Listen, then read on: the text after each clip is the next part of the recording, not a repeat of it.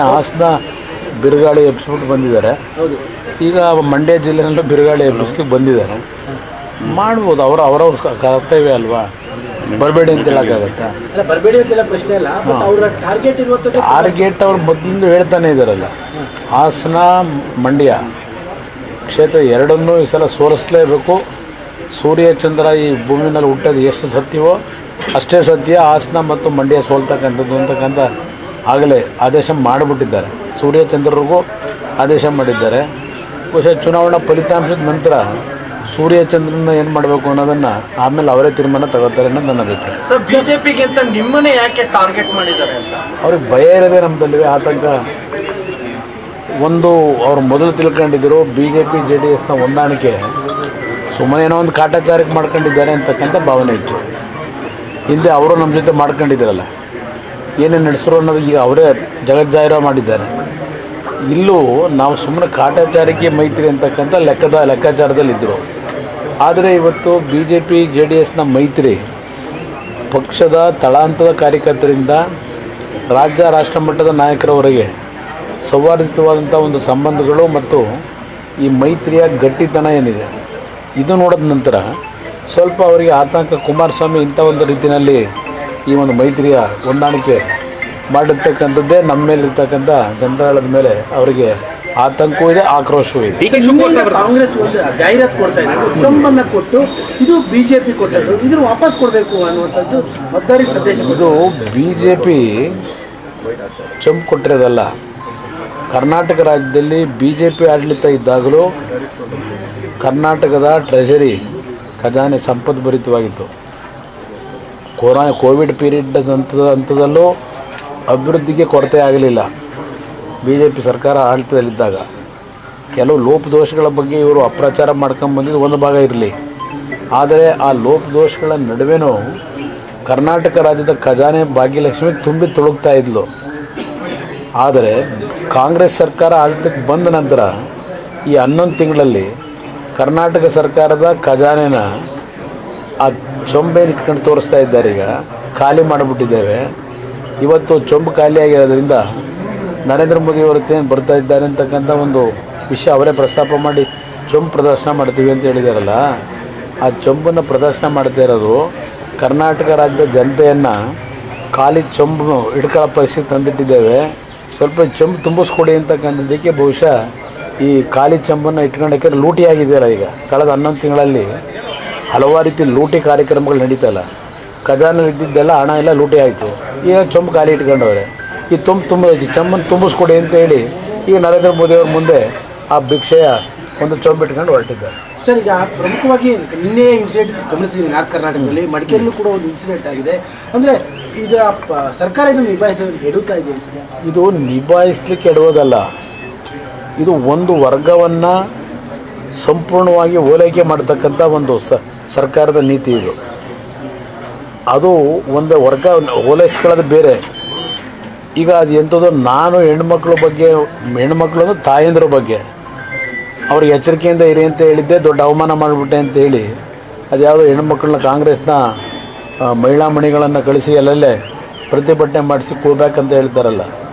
ಇವತ್ತು ಹುಬ್ಬಳ್ಳಿಯಲ್ಲಿ ನಡೆದಿರ್ತಕ್ಕಂಥದ್ದು ಕಾಂಗ್ರೆಸ್ ಪಕ್ಷದ ಕಾರ್ಪೊರೇಟ್ರು ಅವರ ಕುಟುಂಬದಲ್ಲಾಗಿರ್ತಕ್ಕಂಥ ಅವರ ಮಗಳ ಹತ್ಯೆ, ನೇಹಾ ಭಟ್ ಅವರ ಹತ್ಯೆ, ಹಿರೇಮಠ್ ಆ ಒಂದು ಹತ್ಯೆ ಬಗ್ಗೆ ಮುಖ್ಯಮಂತ್ರಿಗಳು, ಉಪಮುಖ್ಯಮಂತ್ರಿ, ಗೃಹ ಸಚಿವರ ಲಘುವಾದ ಹೇಳಿಕೆ ಏನಿದೆ, ಆ ಒಂದು ಪಕ್ಷಕ್ಕೆ ದುಡಿಮೆ ಮಾಡ್ತಕ್ಕಂಥ ಕಾರ್ಯಕರ್ತನ ಕುಟುಂಬದ ಒಂದು ಹೆಸರನ್ನೇ ಹಾಳು ಮಾಡ್ತಕ್ಕಂಥ ರೀತಿಯಲ್ಲಿ ನಿನ್ನೆ ಮುಖ್ಯಮಂತ್ರಿಗಳ ಹೇಳಿಕೆ.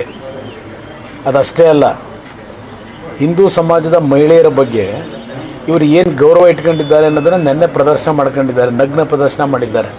ಈ ಮುಖ್ಯಮಂತ್ರಿ, ಉಪಮುಖ್ಯಮಂತ್ರಿಗಳು, ಗೃಹ ಸಚಿವರು ಹಿಂದೂ ಸಮಾಜದ ಹೆಣ್ಣು ಮಕ್ಕಳ ಒಂದು ವ್ಯಾಲ್ಯೂ ಏನಿದೆ ಅದಕ್ಕೆ ಇವತ್ತು ಅಗೌರವ ಸಲ್ಲಿಸಿರ್ತಕ್ಕಂಥವ್ರು ಇವರು. ನಿನ್ನೆ ದಿನ ಅವ್ರ ಹೇಳಿಕೆ ವಿಷಯಗಳನ್ನು ಮಾಹಿತಿ ಸಂಗ್ರಹ ಮಾಡಿದೆ, ಸತ್ಯಾಂಶಗಳನ್ನು ತಿಳ್ಕೊಳ್ಳದೆ ಇವತ್ತು ಈ ರೀತಿ ಏಕಾಏಕಿ ಮುಖ್ಯಮಂತ್ರಿ ಆ ಸರ್ಟಿಫಿಕೇಟ್ ಕೊಟ್ಟರೆ ಈ ಪರಿಸ್ಥಿತಿ ಎಲ್ಲಿಗೆ ಹೋಗುತ್ತೆ? ಇನ್ನು ನಮ್ಮ ಮೈಸೂರಿನಲ್ಲೂ ಒಬ್ಬ ಏನೋ ನರೇಂದ್ರ ಮೋದಿಯವ್ರ ಬಗ್ಗೆ ಹಾಡನ್ನು ರಚನೆ ಮಾಡಿದ್ದ ಅಂತೇಳಿ ನೆನ್ನೆ ಇಲ್ಲೊಂದು ಹಲ್ಲೆ ಆಗಿದೆ, ಮತ್ತು ಕೊಡಗಲ್ಲಿ ಒಬ್ಬನ ಹತ್ಯೆ ಆಗಿದೆ. ಇದು ನಿರಂತರವಾಗಿ ಪ್ರಾರಂಭ ಆಯಿತು.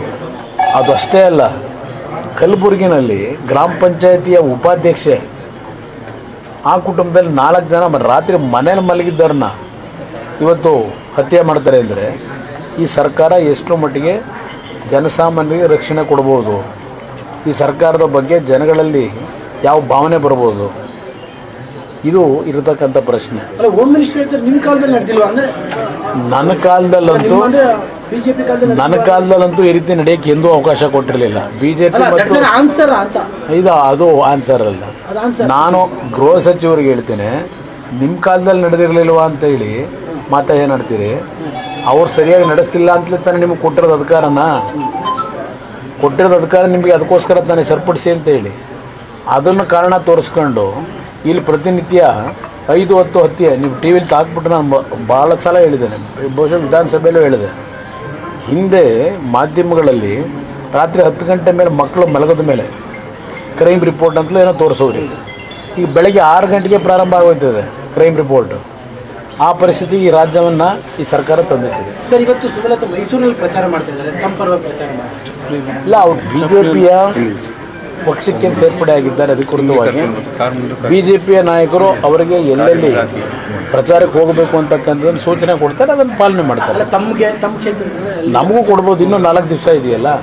BJPಯಿಂದ ಅದು ಅವ್ರ ಡೈರೆಕ್ಷನ್ ಎಲ್ಲಿ ಕೊಡ್ತಾರೋ ಅಲ್ಲಿ ಹೋಗ್ತೀನಿ ಅಂತ ಅವರೇ ಹೇಳಿದ್ದಾರೆ ಸಾರ್ವಜನಿಕವಾಗಿ. ಬಹುಶಃ ಇನ್ನೂ 3-4 ದಿವಸ ಇದೆ.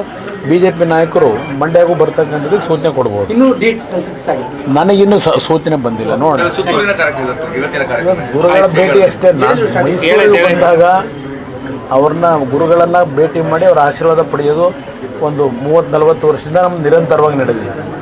ಅದೇ ರೀತಿಯಲ್ಲಿ ಇವತ್ತು ಸಹ ಇಲ್ಲ. ನಾನು ಮೊನ್ನೆ ಚುಂಚನಗಿರಿ ಕ್ಷೇತ್ರದ ನಮ್ಮ ಮಠಾಧೀಶರನ್ನು ಭೇಟಿ ಮಾಡಿದಾಗಲೂ ಒಂದು ಮಾತು ಹೇಳಿದ್ದೆ, ಗುರುಗಳನ್ನು ರಾಜಕೀಯವಾಗಿ ಎಳೆಯಲ್ಲ, ಅವ್ರನ್ನ ದುರ್ಬಳಕೆ ಮಾಡ್ಕೊಳ್ಳಲ್ಲ ಅಂತ. ಇಲ್ಲೂ ಹೇಳೋದಷ್ಟೇ, ಸುತ್ತೂರು ಕ್ಷೇತ್ರ ನಮ್ಮ ತಂದೆಯವರ ಕಾಲದಿಂದ ಈ ಕ್ಷೇತ್ರಕ್ಕೆ ಭಕ್ತಿ ಇಟ್ಕೊಂಡು ಬಂದಿರತಕ್ಕಂಥದ್ದು. ನಮಗೂ ಅವ್ರು ಕಲಿಸಿರ್ತಕ್ಕಂಥದ್ದು ಅದೇ ವಿಷಯನೇ, ಭಕ್ತಿ.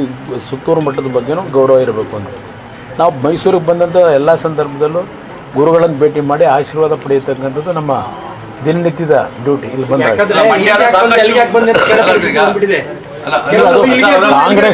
ಕಾಂಗ್ರೆಸ್ನವರಿಗೆ ಇಂಥ ಒಂದು ಪರಿಸ್ಥಿತಿಗಳು ನೋಡಿದಾಗ ಅವರಿಗೆ ಉತ್ತರ ಕೊಡ್ಬೇಕು. ನಾವು ಈ ಥರ ಮಾಡಿದ್ರೆ ಅವರು ಹೋದ್ರೆ ತಪ್ಪಿಲ್ಲ, ನಾವು ಹೋದ್ರೆ ಮಾತ್ರ ತಪ್ಪು ಅಂತ ಬಿಂಬಿಸ್ಕೊಳ್ಳೋಕೆ ಹೋಗ್ತಾರಲ್ಲ, ಅದಕ್ಕೆ ನಾವು ಉತ್ತರ ಕ್ಲಾರಿಫಿಕೇಶನ್ ಕೊಡಬೇಕಾದ ಅನಿವಾರ್ಯತೆ ಇದೆ. ಸಾಕಷ್ಟು ಮುಖಂಡರುಗಳು ಇವತ್ತು ಬಂದಿದ್ರು ಜೊತೆಗೆ, ಹಾಗಾಗ್ಬಿಟ್ಟು ಇಲ್ಲ, ಅವರು ಸುತ್ತೂರು ಬುದ್ಧಿಯವರನ್ನ ಭೇಟಿ ಮಾಡ್ತಕ್ಕಂಥದ್ದಕ್ಕೆ ಪ್ರತಿದಿನ ಸಾವಿರಾರು ಜನ ಮಠಕ್ಕೆ ಬರ್ತಾರೆ ಪ್ರತಿದಿನ. ನಾನಿವತ್ತು ಬಂದಾಗೆ ಅವರು ಭಕ್ತರುಗಳು ಬಂದಿದ್ದಾರೆ, ಅದಕ್ಕೇನು ಯಾವ ವಿಶೇಷ ಇಲ್ಲ. Thank you.